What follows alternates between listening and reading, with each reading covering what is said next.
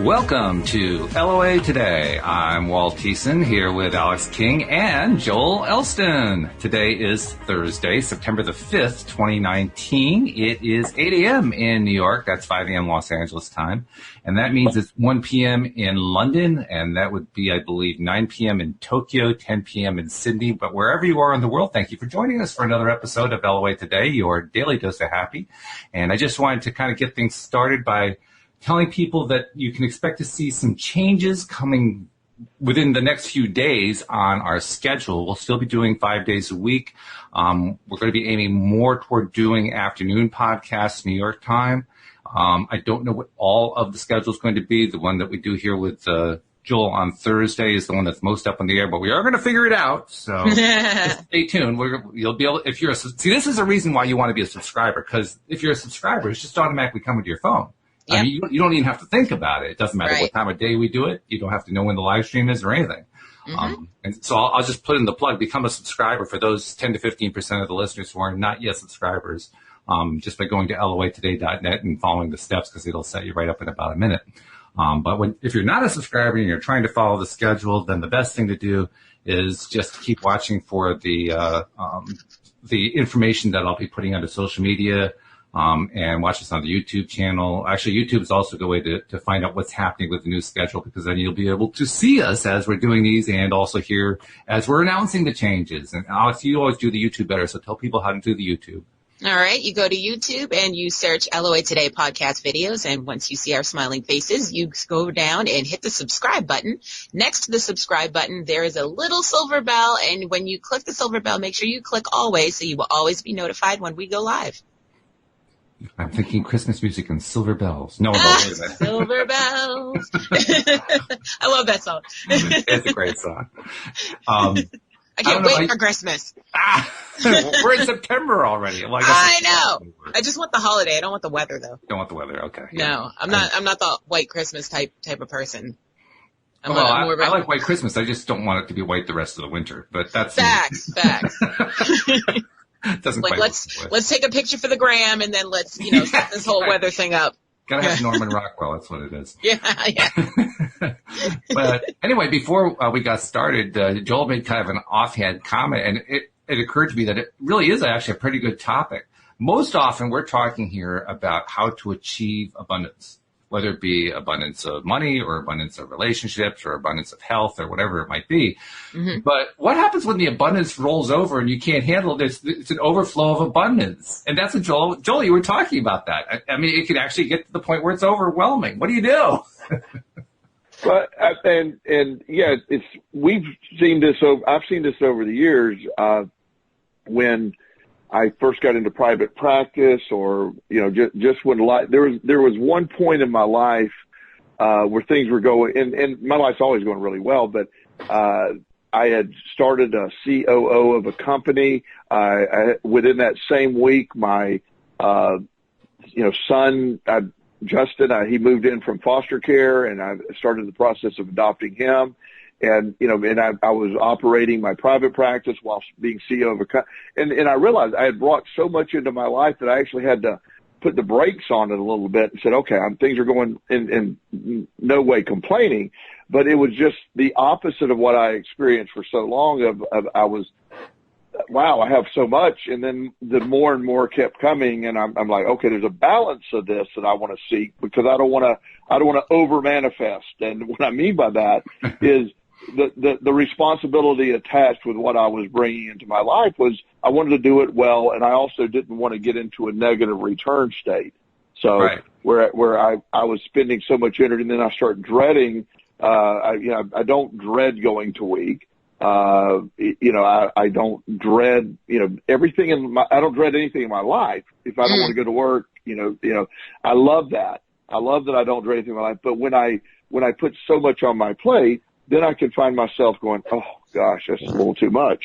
So, but being able to allow yourself to step back and realize the spigot goes both ways. We often turn the spigot on full blast, but sometimes you have to narrow it down. That's right. Yeah. Sometimes you have to slow it down. It kind of reminds me I don't know if both of you guys saw all the Harry Potter movies, but the last Harry Potter movie where they're in the Gringotts vault trying to find one of the Horcruxes, and the end stuff starts multiplying. You got all this treasure that's piling up, practically burying them. That's kind of what we're talking about. You have so much abundance, it just buries you.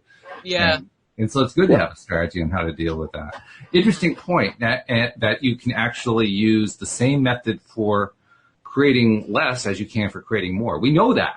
I mean, we know that just through the fact that so many of us end up creating less before we have the more. And so we're frustrated by that. But that's really what you're talking about, Joel. You're talking about creating a little bit less and achieving a balance. And maybe that's really the word of the day is balance. Mm-hmm. How do you achieve balance? How do you get to balance? It starts inside, doesn't it? It does. And my balance would be different than another person's balance. That's always that's something to look at. There's people that while I spend 8 hours to 9 hours every day talking with people, or I talk literally for 8 or 9 hours a day. So there are days where my balance is I would just don't want to talk. I just I'm not retreating. It's just take my time, go have dinner by myself sometimes. That's a nice thing to be able to do. Yes. And it's just so the balance is we're always creating. And I believe that we're always creating. The law of attraction is constantly in action, creating. The secret is the secret, no pun. The secret within the process is to understand the balancing act of which way you go. I know I work with many families of exceptional wealth. I had to, as I got into this field, I had to understand, I always had my idea of what wealthy is, but wealthy is one thing, but abundance of wealth or extreme wealth is something that I interact with a lot of people with extreme wealth, like hundreds of millions of dollars, not just a few dollars. And I am baffled over, not now, but so many people with every family that I work with, that has, say, over $100 million is almost always debilitated by the money. You think that, and everybody listening go, oh yeah, I like that problem, but the money itself, it creates, there's distrust within the family, there's family drama, there's always, there's always an argument. There's a recent article, when I say recent, within the last year or two, that they did a survey on what amount of money is the right amount, where the people are happiest. Wow. And it lied depending on,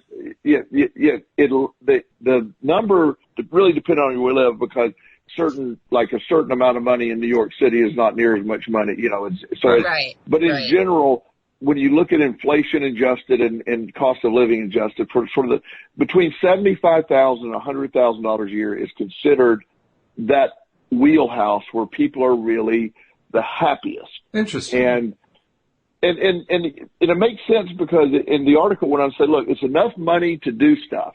It's enough money to you're not struggling to pay the electric bill. You're not struggling, but it's not enough money that you don't need to go to work, and needing to do these things does give you some purpose. And so it's just the right amount and then up anything over, where people are making over $1 million a year, then you start to see the excess that comes, the excesses that come along with that, and how they become debilitating. So it's a really interesting study that the happiest group was that $75,000 to $100,000 category, because there's enough there, but it's not so much where it becomes debilitating. And with the law of attraction, we always are assuming that there isn't, and I'm all about having as much money as you want to have. It isn't so much a money thing, but when you have the stuff attached to it, like, I don't want to be working more than 45 hours a week. That's just my number. It's what I like, and other people say, well, that's even too much, but I enjoy what I do, and probably 10 of those hours I'm able to do them from home, on the telephone so that they don't seem as cumbersome. So it's a number I like, but there are weeks where I'm trying to get caught up and I'm doing 55 or 60 hours, and that becomes, I notice that as, okay, I really need to slow down here.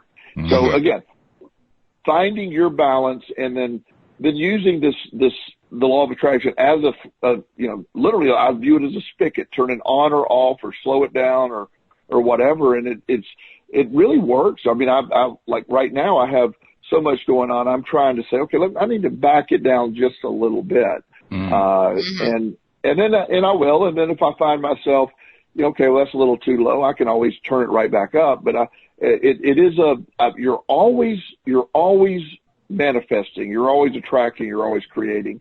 And what that is all about what you're feeling and the perspective attached to it. But I find it amazing. I find it that for so long I used to look at it only in one direction, but you can see, wow, it can create the other side too. Well, let me raise a question for you guys. Do you think there really is such a thing as a perfect balance? And the reason I ask that is I look at concepts like normal or median or whatever, and you never find anybody who actually is truly normal. You never find anybody who's actually truly average, who's truly median. They're, above average, below average. You almost never find somebody who's just right on that cusp, on that middle point. And the same thing is going to be true, I think, with being in perfect balance. But what do you guys think? Am I off base here, or is, being in perfect balance within yourself really achievable? I think you can be balanced. I don't know about perfect balance. I don't think anything's perfect, but it's, within reason. I think that, as long as you're content and happy, that's all that really matters. So as long as you can work that out for yourself, good for you. Yeah. Yeah. And that, I'm sort of the same sort of, again, this will sound a little condescending maybe, but the perfect balance is simply your perspective. My perfect balance is that, there is a perfect balance when you believe it's a perfect balance. Now, you may look at my life and go, Joel, you're in the gym too much. You work too much. you do too much, education online. You do, and so there's people that in my life say, your brain keeps going too much for me. You exhaust me. I've had people tell me that. And I go, that's great, but that is my balance. I am happiest like that. So I can't tell you what your perfect balance is. Right. It's, so to me, the perfect balance is achievable, but it's not achievable in the traditional sense. It's not a static thing. It's always a moving thing. Exactly. And you wake up. Today, every day is going to have some type of challenge or something attached to it that you didn't plan for. So if you're looking at balance being, I want totally calm and nothing to challenge me, then no, that's not attainable. But if I'm looking at, yes, I want balance and being able to handle whatever comes my way, then I've obtained that. And, it's something that you look at and you become very comfortable. One of the things that I'm fascinated about always when I discuss this is when I have a question, I like to ask a 10-year-old because they tend to have an opinion and most often see it through a lack of filter, which I enjoy. So one of the neighbor kids the other day was out and I don't know where he came from. He's just some random neighbor kid. I don't know exactly which one he was. And there was a bunch of them out on my porch looking at Justin's new bearded dragon, and they were talking about it. And we now have 2 bearded dragons. And so I said, well, yeah, we're getting to be too many bearded dragons. And this kid goes, well, how many bearded dragons is too many? And I go, well, it's all about perspective. And he goes, well, what's your perspective? And I said, well, 2 is about too many. And so I started this discussion with this 10-year-old, and he goes, well, he said, well, some days 2 would be too many, but other days 2 wouldn't be enough. And I go, that's a brilliant statement that you said that. I love now, that. We were talking bearded dragons, and so there are going to be clearly it's like too many cats. Yes, it's easy to obtain that. Right. But from his perspective, I mean, he was able to see, he was having a discussion like it isn't the number of bearded dragons that matter. It's your perspective that day of the bearded dragon. If you're super stressed and you got to get to the store, you got to buy the food or whatever for the reptile there, you got a lot going on, then two bearded dragons is too many. But if it's something that you're enjoying, so again, it's a fluid perspective, and it took a 10-year-old to help sort of point that out. I think also it points to the fact that true balance really has nothing to do with what's going on outside of your life. True balance has to do with what's going on with yourself, your internal dialogue, your internal process. Absolutely. That's really the only balance that counts. And what happens outside is just kind of a reflection of what's going on inside. But more importantly, what's going on inside. No, go ahead. Yeah. When you use someone else's scale to determine your balance is when we get off, Yeah. Right. That's the problem. When I look at, for example, my relationship statuses and stuff over the years, that's been a wild journey unto itself. Who are you telling? Yeah. And so what I've learned what has worked for me, I figured out there's other people that look at me and go, oh my goodness, how could that doesn't seem like that would be a fulfilling relationship. I see a young lady that lives in Charlotte. We live 4 hours apart. We see each other a couple times a month. We talk 2 or 3 times. That's perfect. That's a perfect balance for me. It's what I need. There's other people that are horrified by that, going, oh my goodness, and it's me. It's what I have come up with. Right. So, right. And so I can't look at someone else and like I've had people come and say, do you think I'm out of balance? And I go, that's an irrelevant question. Do you think you're out of balance? Right. Because I'm not there to, tell you what your balance should be. You have to figure out your balance, and I can help you obtain what that balance is. And that's always the reverse engineering of all this. Like, Alex and you like all these shows and stuff. Well, it's not one of my things that I'm into, but I have no negative approach or thoughts about the way it's something you obviously enjoy and love. I'm all into that. Now it's not my world, but that's not, we've gotten to, our point has gotten to be, well, if you're not doing it my way, you're doing it wrong. That's the opposite of this. It's the individuality of all this is what matters. Yes. Absolutely. Yeah. The individuality of this is how all of us achieve the things we really want in life. It is interesting how often many of us spend time and energy focusing on what's wrong with everybody else, though. I have to say that's a fascinating thing. a whole lot of attention is paid to that. Entertainment. Almost everything that's entertainment related is about, let's pay attention to what somebody else is doing and we'll criticize the heck out of it. But they're set up for that. It's part of the negative bias that the media, and I'm not trying to sound the media, the evil media. No, it's at the end of the day, we've talked about it. The media has one mission. That's to sell advertising and to get people to, that's it. There's no other, it's not good or bad. It's just their job.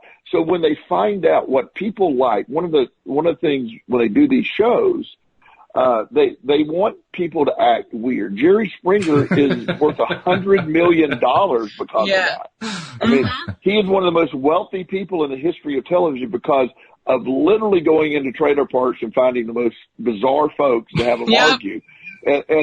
And they encourage them to do all that. I mean, they have people there standing to, it's almost like, well, let's put them face to face, and they're expected to go swing on each other, and then Jerry will end with a nice little quote at the end, and we'll repeat it again tomorrow. It's a great formula. Now, I don't watch it. I find it, but on some level, it's just a different version of what Survivor is, or I don't know what it is. It's true. Yeah. Well, no, I'm personally more of a Maury fan, but well, whatever. Yeah. But what they do is on these shows, they intentionally create the conflict, and then the audience is then attracted to the negativity of it, and it helps. It does help when people say, "Oh, well, at least I'm not as screwed up as this dude." Yes. Or okay, this young man who's in love with his stepfather. and the chickens next door on Jerry. Well, I'm not near as crazy as that dude, you know? And so oh God, yes. That's all reality shows are, is me sitting there going, good God. Thank God that's not me. Oh. Yeah.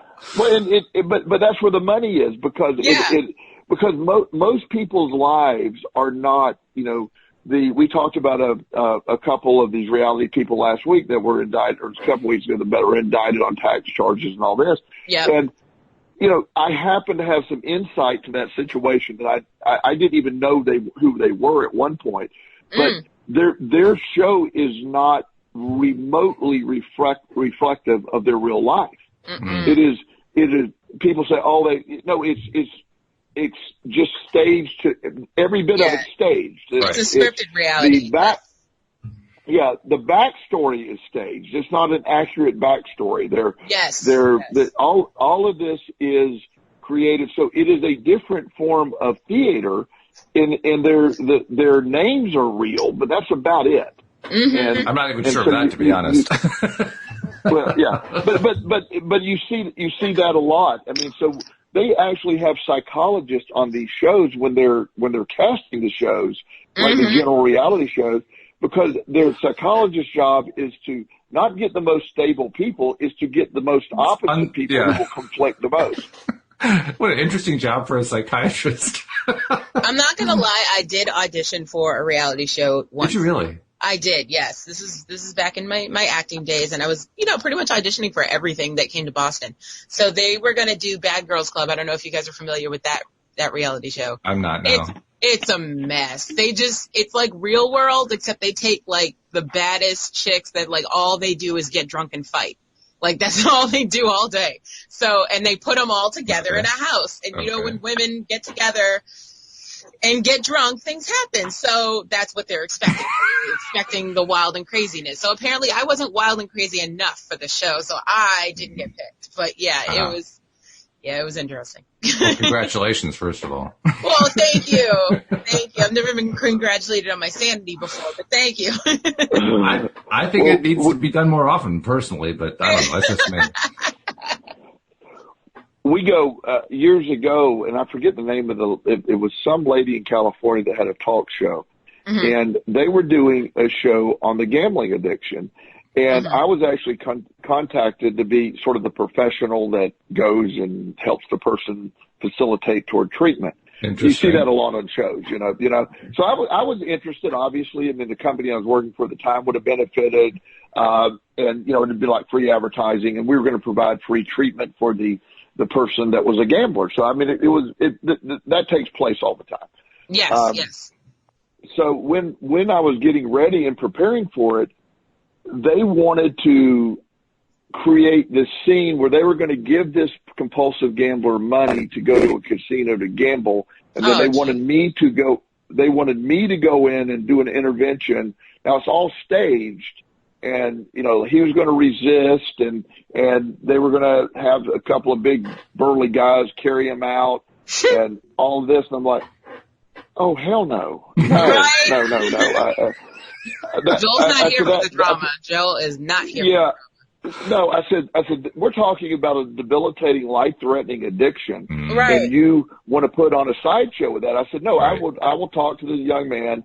He'll get a quality, free treatment in exchange for our. And they're like, oh no, that won't sell. No, you're trying to sell health, really? Mm-hmm. Yeah. And I'm like, I wouldn't do it. And of course, they found somebody else to do it, but I wasn't going to do it. And so you see that, and you see that. So it is clearly, and I'm not angry with them for doing that. I'm just pointing out that this is what happens. This is how life goes on. Here's how, that's what we're attracted to, because it's the norm. The number of people every year killed in car wrecks compared to the number of people killed in airplanes or, air accidents are just so, it's not even it's just way out there. Yeah. It's such a big discrepancy. Yep. Yeah. I mean, it's the most big metropolitan areas will average 5 automobile deaths a week kind of thing. And That's crazy. and then, yeah. And so you see, and they don't even make the newspaper. I mean, they might make a little blip, there's a fatal accident or whatever. They're there. However, if there's a plane crash, breaking news, news. Right.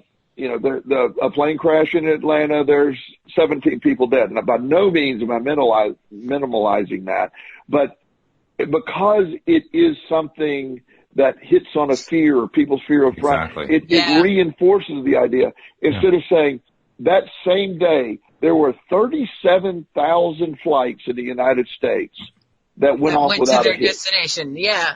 Yeah, and everybody, and the odds of being killed, even the year that the unfortunate that evil took place in 2001, where the people were killed on the plane, even when you factor in those people, and you even added the people that were killed in the World Trade Center to the overall equation, it still was far less than the number of traffic accidents. Oh, yeah. It's true. It's crazy statistic, but it's true. Yeah, but yet what sells is the plane crashes. I mean, CNN has their own aviation expert ready to go on board. The moment there's a plane crash, well, yes, I'm this aviation expert, and the plane will appear to have fallen from the sky, and we'll figure out more why in a little bit. As opposed to. And and then they'll show, well, this is a 737. And here's why. Let me speculate wildly on what happened, and then in 6 months we'll have the results and recant what we're saying today. But they're looking for that. I have this conspiracy theory that is not even really a conspiracy theory. Like the storm that's turning, and what a horrible storm this is, and what it did to the Bahamas is rough. But the Weather Channel, I think I know they make a lot more money during storms. Yeah. And they also awfulize the scenario that I heard this one theory that a meteorologist before the Weather Channel said this storm is going to, they had the evidence the storm was more than likely going to turn north and then eventually northeast. And while it was going to affect the coast of the United States, it certainly wasn't going to be going across Florida. The Weather Channel, I wouldn't be shocked. I have no proof of this, but the Weather Channel, the later they hold off on that information, the more they have people tuned in. Exactly. True. So but I did see this meteorologist say the Weather Channel is delaying this information because it's prime time. If they don't release the information tomorrow, they already have the model that this is going to be going up and turning right. And so now, whether it is or not, I don't know. But you think about it, all the businesses that benefit from these storms coming, the grocery stores and Florida evacuated, and the area that originally evacuated, it was never really in threat, but it's like, it was pointed toward Palm Beach in the beginning. Well, it never even got close to Palm Beach. It's going to get closer to the Carolinas. And I'm not minimalizing a storm, and I'm not minimalizing the idea that we need to be prepared. But the awfulization of things is a way to get things to sell, and that's the opposite side of the law of attraction. It really is. I'm not sure if it's the opposite side, but it's the side. Everything involves law of attractions for sure. Right. I think this is really more the side of, do you really want that? And I would say there are people who do want that. And there's a perfect example associated with that storm. There's one of the very, very minor candidates on the Democratic side. Her name is Marianne Williamson. She's an author of self-help books, has been writing self-help books for a long time. And she had the temerity to say that people should focus their brain power and their mind power on helping to move the storm away from populated areas. And she got creamed for it. Why? Because she was daring to propose something that was, first of all, outside of the norm of human understanding. And second of all, it took away from all people who were saying, whoa, wait a minute, we got to awfulize this stuff. You can't find a way to solve the problem. You're going to ruin people's lives by doing that.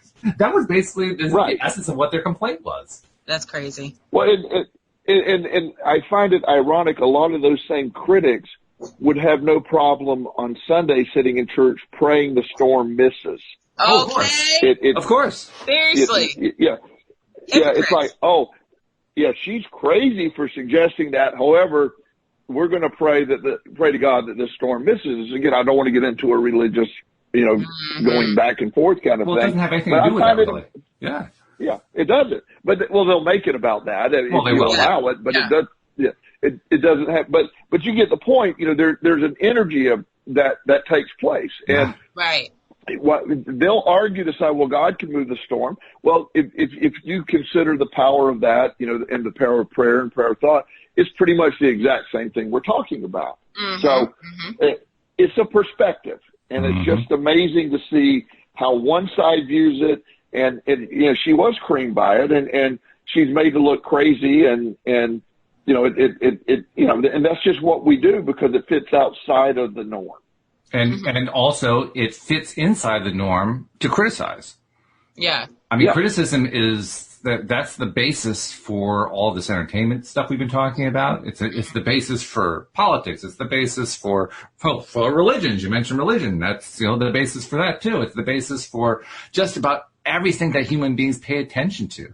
It's no wonder we spend so much time criticizing. We're taught every single different way to do so. In fact, there's something wrong with you if you don't have a critical mindset. I mean, you can have a critical mindset, or you can also choose not to waste your energy on dumb stuff. Well, I spent a lot of my life learning how to have a critical mindset, and I'm looking back on saying, boy, did I waste a whole lot of time on Right, that's what I'm saying. Don't waste your energy. Like, no. But nevertheless, did it serve you to have the critical? That's the piece that when you realize, did it accomplish what you wanted it to accomplish? Well, it served me, but not in the way I expected. It served me to help me understand what it is that I didn't like. It did that really well. Right. Yeah, and that's good. But that's when you understood your perspective of it all, and you're able to say, yeah, I want to be able to see it this way, do it this way. And so that helps. I mean, it helped you see what didn't work. It helped you see it. Yeah. And it also helped me to understand eventually I didn't want to be like that anymore. Right. I really didn't enjoy that. I've seen a lot of that. Yeah, I've seen that a lot of change in you in that area since I've known you. How you've adjusted that thought. Absolutely.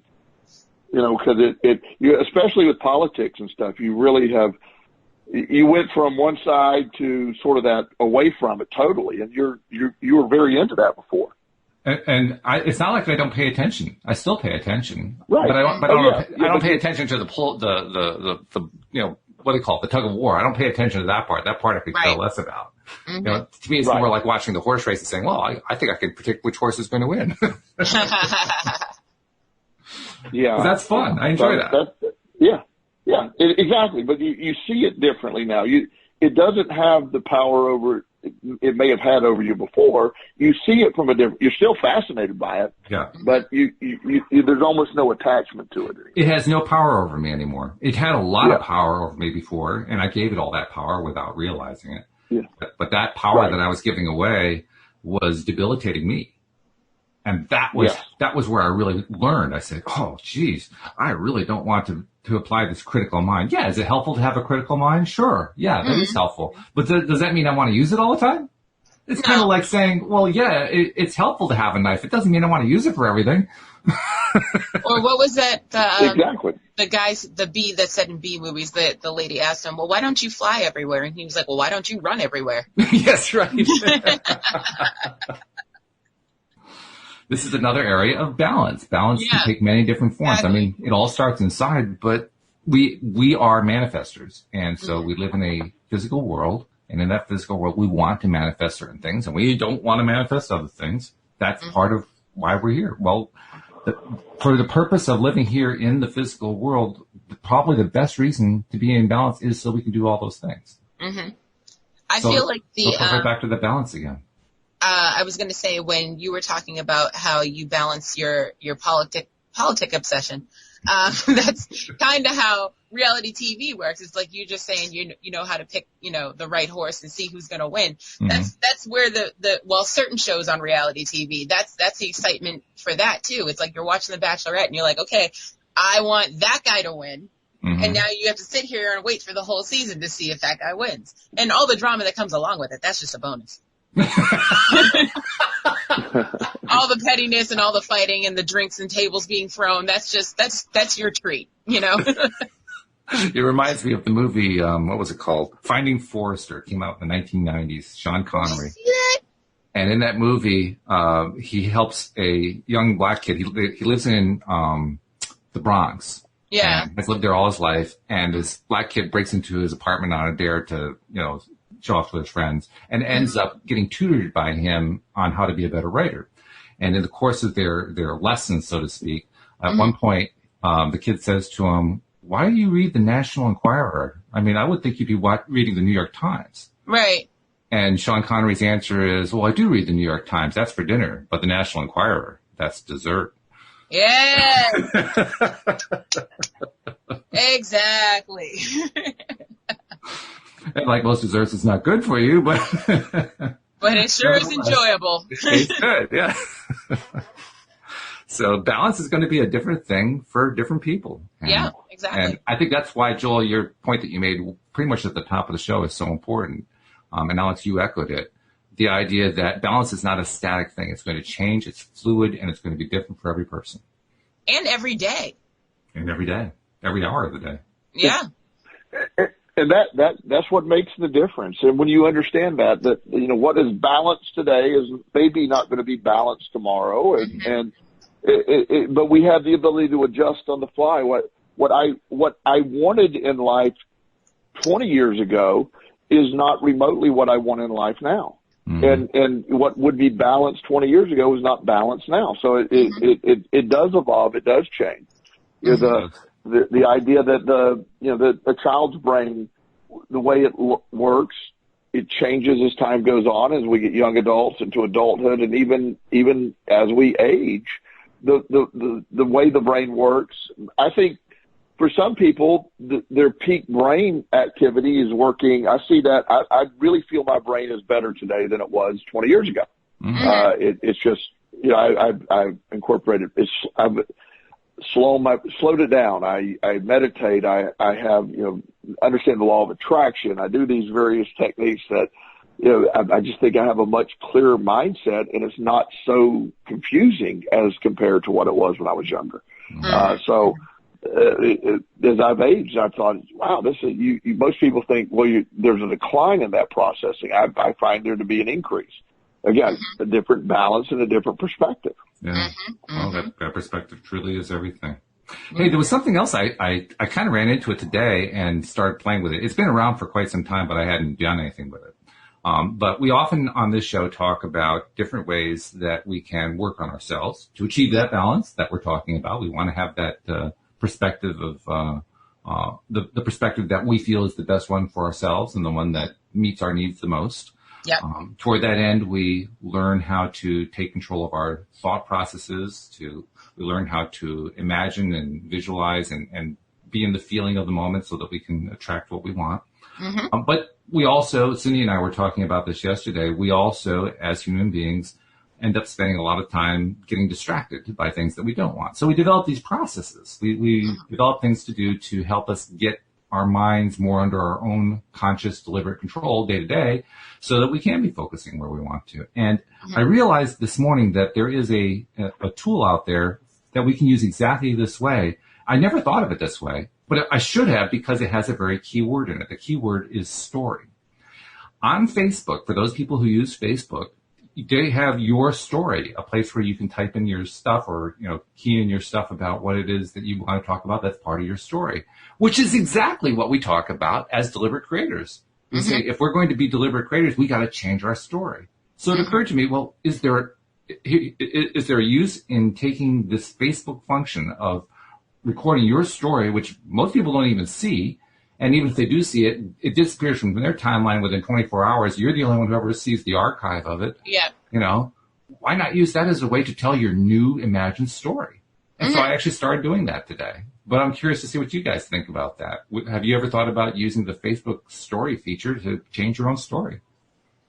I haven't changed my own story. However, it's ironic that you bring this up. In the last couple of days, I have been putting up positive posts about myself.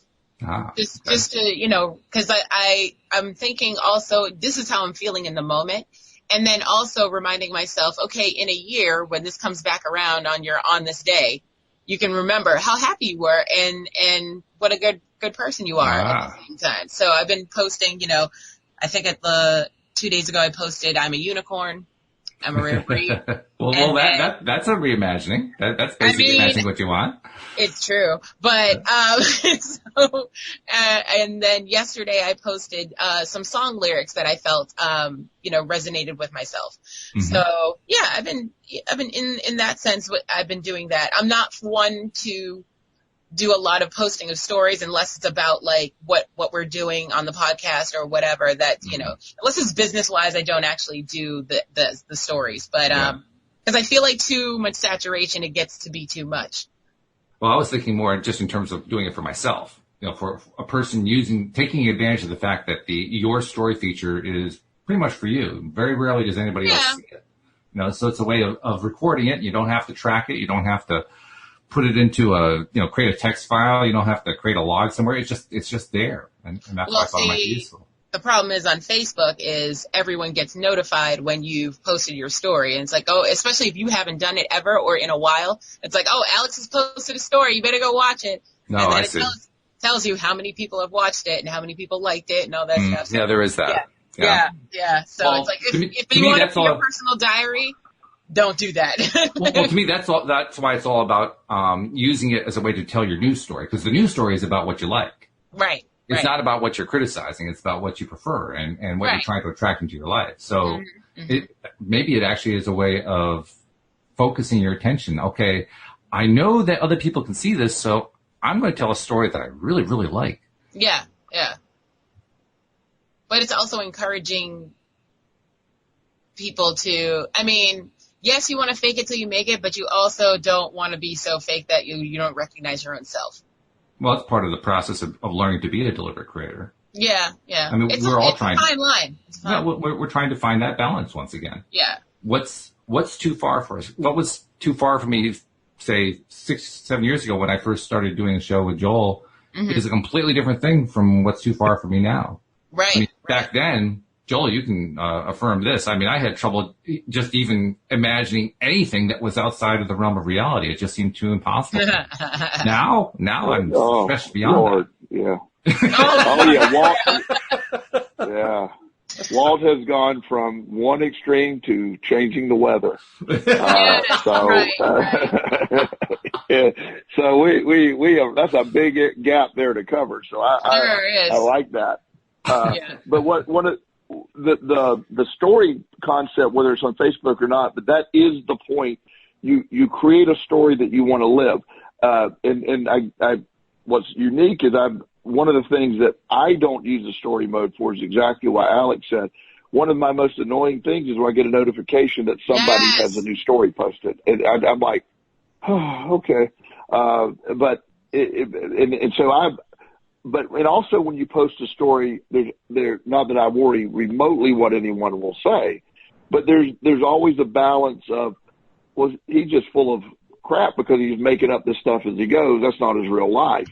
And so posting, feeling, and again, it's not what other people think, but I really believe I have created stories about my life when there was no way for those stories to come true, and they became true. So it's a very effective tool no matter how you get there, whether you use the Facebook thing or not, but creating a story, one of the things that I have had happen in the last couple of weeks, and I mentioned this slightly, and there's always these things that keep coming up for me. One of my clients is a professional athlete, and a few weeks ago, and I don't think I told the story on air, and please stop me if I do. But he was talking, he was talking about, he was in town visiting, and he has overwhelming anxiety that, it just really prevents him from doing things. So, and being a professional athlete, that's clearly not a good thing to have when it gets to the level of debilitating. Right. And there's the medications that can be effective are expressly forbidden by professional athletes have in their body. So there's a lot of this going on. So I'm like, I don't have an answer. I mean, I'm always about doing the exercise, but I also know there's levels of depression and anxiety that can't be approached that way, medication or, so I have never wanted to judge anyone else's journey. So I said, he said, I thought you'd have something. I said, look, I have heard of, and I'm the emotional freedom technique, the tapping, on the meridians. And I said, I don't know if this stuff works. I've heard some people say it really works. I've been trained in it, but I'll be honest with you, I'm very skeptical, because it does, that's one of those areas I just never thought worked too well. He said, well, it won't hurt. We got some time. Can we run through it? So I ran through a series of the tapping or the emotional freedom technique. It takes about 20 minutes to do it. And he laughed and I laughed and said, yeah, it's sort of silly. And then he goes, yeah. And so, he said, well, I do feel the anxiety is released. He said, but obviously it's the fact that we're talking and I was still, Right. So I get this call like really early the next day from him. And he goes, I was sort of concerned and I answered and he said, I said, what's up? And he said, I woke up today. I slept better last night than I ever slept. I woke up today with no anxiety. And so I was like, I actually forgotten about the tapping idea. Yeah. So I said, well, did you get a new medication? What happened? He said, no, I think it was that tapping thing we did. So again, I'm like, really? It wasn't, I was like, I said, well, maybe it's just, I said, I hope it is. I said, but I just can't believe it would be that effective. So he said, well, I'm going to do it multiple times a day. And he did some research online. So I did mention it to a few other people and I'm getting the same response from it. So I said, okay, I need to step back and look at it from a whole different thing. So there's a book called tappingsolutions.com. No, not Tapping Solutions. There's also emotional freedom technique. So of course, as I do with everything, I then took classes to become certified in it even more. I had a basic certification, but I went and got the advanced certification.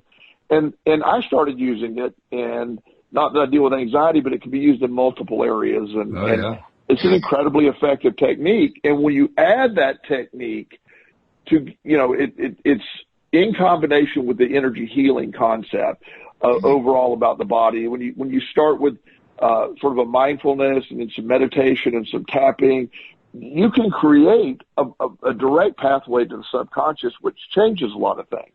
So it within that spectrum of what we're talking about, it is one of the tools that I really highly recommend right now that I have been super skeptical about, and I've known about this for years, but I have never really gone all in on it, and until I've seen the results. And of the people that have used it so far, I've heard no one that has said it's not been incredibly effective. Well, I can't say I'm terribly surprised. It's not something that I've gotten into myself to a great deal, but I've certainly interviewed other people who use it. Louis D'Souza, for instance, who does the Monday show with me, uses it, and there are other people I've talked to as well. I think Linda Armstrong has used it, and I think Cindy Chavez has used it as well. But it reminds me of the book that Joe Dispenza wrote, You Are the Placebo. Right. Just the title of it. Because the title of the book says it all. The title basically says whatever you decide is going to make you better is going to make you better. And that is my belief, and that's one of my favorite books of all time. He's also a big advocate for tapping and these other energy healing type things. And my point is, it's not even the tapping; it's understanding your perspective of where you're at and when you can learn to figure out the techniques that can help you achieve what you're trying to achieve and help you and access the subconscious on the subconscious mind. And these numbers are way off, but you'll get the point. The subconscious mind processes like 40 million bytes per second or something crazy. The conscious mind the conscious mind does like 40 bytes. Yeah, it's really small. Wow. It's a tiny, it's just this tiny, so the part of the brain that you have no access to that controls everything, you know, when I get in my car and when I get off the phone, I'm going to be driving to work. And when I'm driving to work, I will then, you know, I won't remember the drive in unless some event happens. You know what I mean? I'm driving to, yeah, exactly. And that's what the subconscious mind is. It's autopilot. When you first drive a car, I have the nightmares of my mother yelling and screaming at me that, you know, I'm going too fast. I'm going, Mom, I'm doing 16. So, you know, I remember all of that. Well, I had a lot of stuff to remember. You got to check your stuff right now. You know, you get in, you put on your seatbelt, hopefully you turn the key, you back up, you go, and it's uneventful until something happens. Then automatically the subconscious reacts, responds, and helps you hit the brake. Then the conscious mind says, okay, now I got to think and the conscious mind doesn't know the new route. Right. I mean, the subconscious mind doesn't know the new route. The conscious mind does. So you have to hand it off and say, okay, I got to adjust now. So the conscious mind says, now I'll be able to reason. The subconscious mind doesn't reason. It only knows how to feel, and based on the experiences has been programmed. So the law of attraction, it's a long way to get to where I'm trying to get here, but the law of attraction, it responds to what you're feeling. And those real feelings come from the subconscious thought. So how you feel about something when you don't realize there's chains of events. I have things that happened to me as a child and you know, not some traumatic thing that a lot of people would view, but just things that I've never forgotten that were etched in my memories that at the time were traumatic, or my perception was traumatic. So they get stored there. So when similar situations happen, I'm sort of, my subconscious mind makes the connection and then puts the stress factor involved. And I'm putting out the anxiety. Real quick story. I know we're getting a little short on time. I had my mom and sister and I were one time were basically homeless, and we were walking on the side of the road after a Cub Scout meeting, waiting for her friend to pick us up.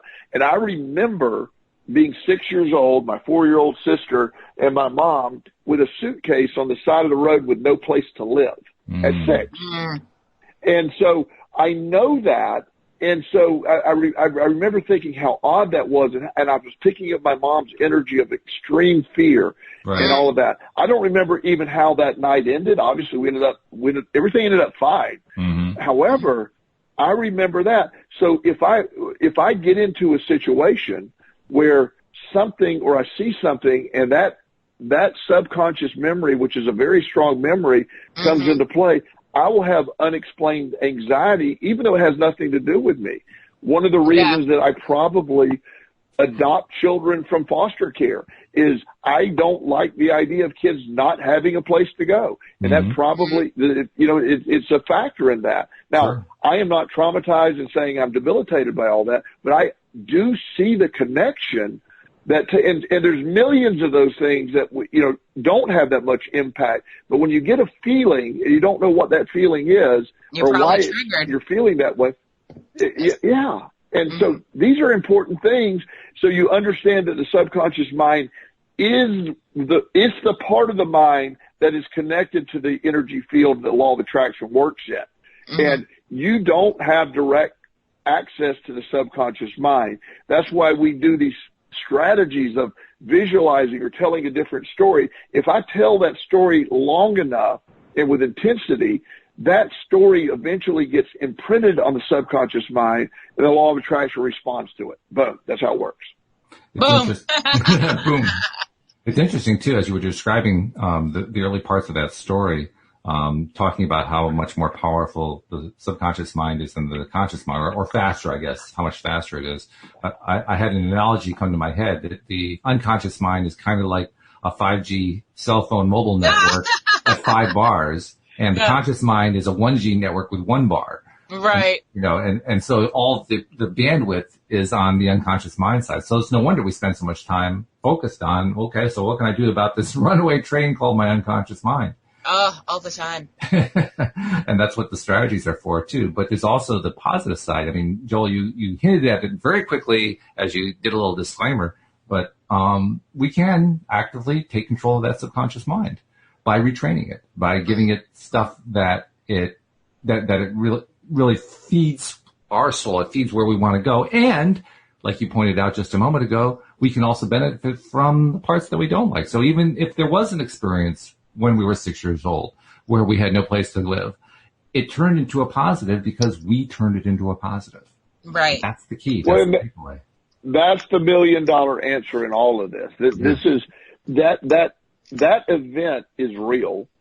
That event has an effect on me, but my perspective of it is what I get to allow. Mm-hmm. That's what, that's what I can make it work on my behalf when I understand the psychology and the connection of where it's stored. That event I was not harmed. I was not, it was totally a fear-based event. Mm-hmm. No one harmed me that night. There was no, I had a perception of danger that wasn't there.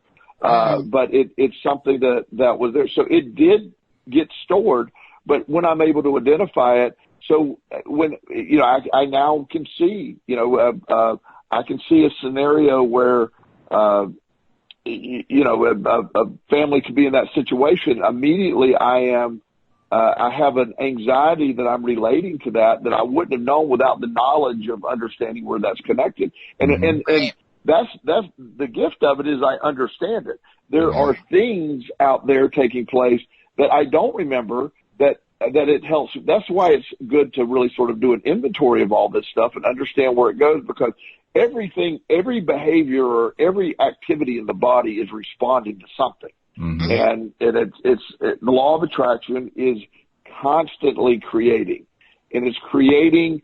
Imagine that 40 million bytes per second that the subconscious mind works at. That's how fast the law of attraction is. It's in an interface that we don't understand. Mm-hmm. It's happening there. Our conscious mind cannot comprehend it because of the slow processing speed of the conscious mind. Yeah. Mm-hmm.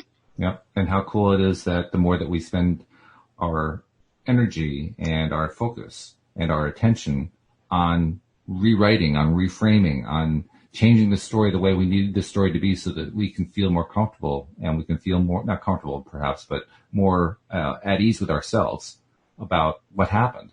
Mm-hmm. Then we can get to the point where it actually benefits us, like it tremendously benefited you and a whole bunch of kids who were, caught up in the foster care system. Mm-hmm. Mm-hmm. Yeah. So that's pretty cool stuff. Yeah. It's what we get to choose. And that's sort of the life hack that changes everything. And my trauma surrounding a lack of money over my life and all this, it actually learned how to use that to my advantage. But it takes a while, and that's the beauty of the law of attraction is you have, it doesn't care, as we say every week, what you're doing. Or what you're, the law of attraction doesn't work. It doesn't care that you don't believe it works. It's at work anyway. Right. And that's the beauty of it. Yeah. Which is valuable, I think, because I've become more and more aware every day of the fact that literally just by being alive, I am creating. Yep. And my mind is creating constantly. Mm-hmm. And it gives me, on the one hand, it gives me incentive to gain more and more direct ability to drive that, so to speak, to focus my attention on what I wanted to create. Mm-hmm. But it also gives me a disincentive. The disincentive is to stay away from that stuff I don't like anymore. It's a focusing mechanism. That's what focusing is. It's deciding what you're going to focus on. Focusing is, making clear the thing that you're going to focus on, and that it's a skill. It's a good skill to develop. Before we go, I want to make sure people find out actually most of our listeners already know this, but for those who don't know, how do they reach out to Joel Elston, the life coach, in case they need to talk to him? Because sometimes we need to talk privately rather than listening through a podcast. JoelElston@gmail.com is the most effective way to do that. And just send me an email, and when I have the opportunity, I'll respond. He does, too. It may take a few days, but guarantee he will respond. It may take a few days, but I always respond. It may take a few days. Is right. It's true. It's true. It's very, very true. He's consistent. I always I laugh at somebody will email and say, "Did you get my email? Did you get my email?" I'm like, "Oh, well, yes." All 5 of them. along with like 87 others. Right. Yes. Right. And Alex, you're working on the revisions for episode 2 of The Grass is Greener, so we're getting really close to being able to produce that episode. That's going to be fun. Yes. It's more exciting every time I open my laptop. I'm just like, how did you get so good at this? Even my mother was like, you got this from me, right? She's got to take some credit for it. Yeah, like all the bad attributes you got. If you rob a bank, you got that from your father. Your father, right? Yeah. Everything else, got from me. Well, that's going to be something good to look forward to. So, and I can hardly wait for us to get started on the recording of it. But in any event, we will be doing this on Thursdays, or actually, we're not quite sure when the Thursday episode is going to be done. Joel and I still have to work that out, but it will happen. Joel will be on the show. Another reason to be a subscriber so that you can always find it out. So whenever it is that we're going to talk next, Joel, I look forward to it. Me too. I look forward to talking again. Absolutely. Alex, I talk to you a couple times a week, so I know it'll be next Tuesday at the latest, probably before then. Tuesday at the latest. It'll probably be later today, but okay. Probably later today, yes, usually the way it is. But anyway, thank you. Thank you to our podcast listeners as well. We'll see you all next time here on LOA Today. Goodbye, everybody.